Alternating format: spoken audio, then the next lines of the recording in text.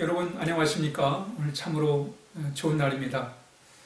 오늘 하나님 말씀은 이사야 49장 13절에서 17절까지의 말씀이 되겠습니다. 우리 함께 읽겠습니다. 하늘이여 노래하라. 땅이여 기뻐하라. 산들이여 즐거이 노래하라. 여호와께서 그의 백성을 위로하셨은즉 그의 고난당한 자를 긍휼히 여기실 것입니다. 오직 시온이 이르기를 여호와께서 우리를 버리시며 주께서 나를 잊으셨다 하였거니와 여인이 어찌 그 젖먹는 자식을 잊겠으며 자기 태에서 난 아들을 긍휼히 여기지 않겠느냐. 그들은 혹시 잊을지라도 나는 너를 잊지 아니할 것이라.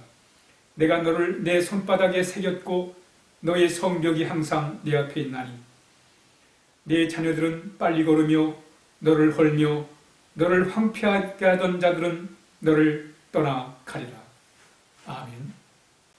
이스라엘 백성들이 바벨론의 침략을 받아가지고 그래서 예루살렘 성이 무너지고 많은 사람들이 포로로 잡혀왔습니다. 포로로 생활을 하면서 이스라엘 백성들은 절망의 세월을 보내게 됩니다. 그들은 심적으로는 말할 수 없는 참 고통을 당할 뿐만 아니라 육신적으로도 그들은 강제 노역에 동원돼 가지고 그래서 정말 심신이 고단한 그런 삶을 살게 됩니다. 그러면서 희망이 보이지 않는 거예요. 이제 포로 생활로 인해서 이제 모든 게 다 끝난다 그런 생각한 가운데 절망에 빠져 있었습니다. 그들이 이렇게 말을 해요. 여호와께서 우리를 버리셨다. 여호와께서 우리를 돌봐주지 않는다. 우리는 끝났다. 이런 절망적인 얘기를 이제 하고 있습니다. 이때 하나님은 이사야를 통해서 이렇게 말씀하시는 거예요. 아니라는 거예요. 여인이 어찌 그 젖먹는 자식을 잊어버리며 자기 태에서 난 아들을 긍휼히 여기지 않겠느냐.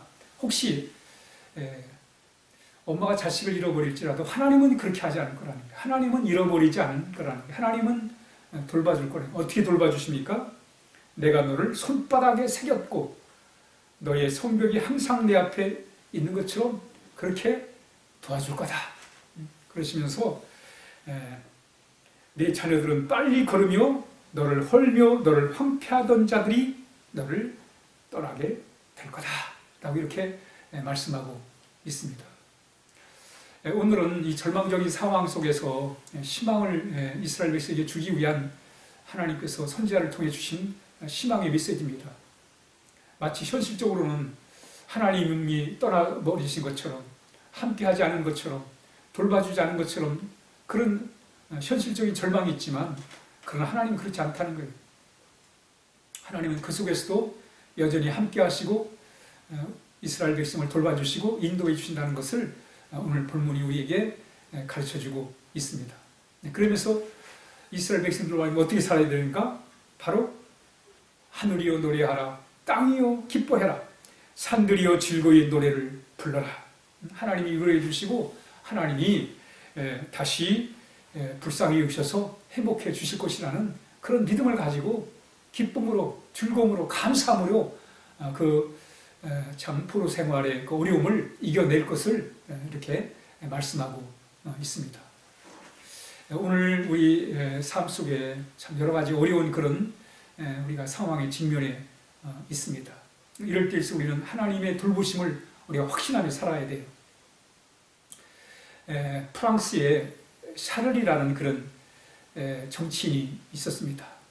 당시에 나폴레옹이 권력을 잡고 있을 때인데 나폴레옹에게 바른 말을 하다가 이 사르니가 결국은 미움을 받아가지고 감옥에 들어가게 됩니다.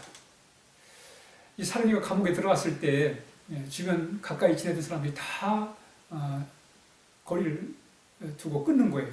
왜냐하면 천하의 권력을 가진 나폴레옹 앞에서 그를 가까이 할 사람이 없지요. 그러다 보니까 서서히 사람들이 이제 끊어지고 외로운 그런 상황에 감옥생활을 하게 됩니다. 이때 너무 절망적인 상황이라 아무도 나를 돌봐주지 않는다. 벽에다가 그런 글을 썼다고 해요. 아무도 나를 돌봐주지 않는다. 돌보지 않는다. 그런 절망적인 글을 쓰고 참 어려운 그런 시절을 보내게 됩니다. 그러던 어느 날 그 감옥 그 바닥에 돌틈에서 이 싹이 하나, 화초에 싹이 터가지고 자라는 거예요. 하도 신기해가지고 이 간수가 주는 물을 다 마시지 않고 일부를 그 화초에다가 물을 준 거예요. 화초가 잘 자라가지고 그래서 꽃이 피게 된 거예요. 아름다운 꽃이 핀 거예요.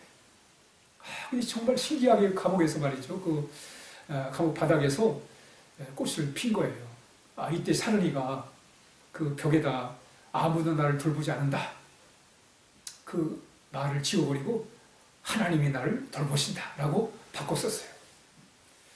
그리고 나는데 이 사른이가 감옥에서 화초 아름다운 꽃을 피웠다는 그런 소문이 이제 그 나폴레옹의 황제의 왕비 조세핀에까지 들어가요. 이때 조세핀이 말이죠. 조세핀은 평시에 사른이를 나쁘게 보지 않았나 봐요. 사실 나폴레옹도 자기한테 바른 말 한다고 이제 미움을 사가지고 사른이를 감옥에 집어넣는데 그 조세핀이 말이죠. 저렇게 화초를 꽃을 사랑하고 돌보는 사람이면 근본이 나쁜 사람은 아니다. 이렇게 설득을 해가지고 사른이가 거기서 감옥에서 풀려나게 됐다는 그런 얘기입니다. 그렇습니다, 여러분. 우리가 아무리 현실적으로 절망적인 상황이라 할지라도 하나님은 여전히 우리를 돌봐주시는 거예요. 지금 코로나 때문에 참 한 가정에서도 서로 거리를 둬야 되는, 참 부모와 자식이 거리를 둬야 되는 그런 참 암담한 그런 현실의 삶을 우리가 살아가고 있습니다. 그러나 분명한 것은 이 어려운 상황 속에서 하나님은 여전히 우리를 돌봐주고 있다는 거예요. 우리가 이것을 잃어버리면 안 된다는 거예요. 하나님은 조속히 이 코로나, 오늘 본문에 보니까 너를 헐며 너를 황폐하게 하던 자들이 너를 떠나게 될 거다.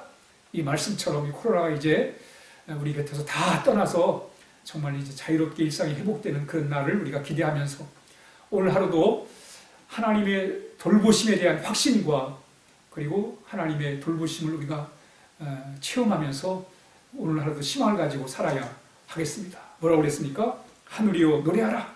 땅이여 기뻐해라. 산이여 산들이여 즐거이 노래하라고 그랬잖아요. 여러분, 하나님의 위로가 있고 하나님의 돌보심이 있기 때문에 우리는 여전히 어려움 속에서도 하나님께 감사하고 찬양하며 기쁨으로 오늘 하루를 살아야 하겠습니다. 기도하겠습니다. 하나님 아버지 감사합니다. 어려운 현실 속에서도 언제나 우리를 돌봐주신 하나님 아버지, 우리 하나님의 위로와 돌보심을 믿고 오늘도 감사함으로 기쁨으로 힘차게 살게 하여 주옵소서. 예수님의 이름으로 기도하옵나이다. 아멘.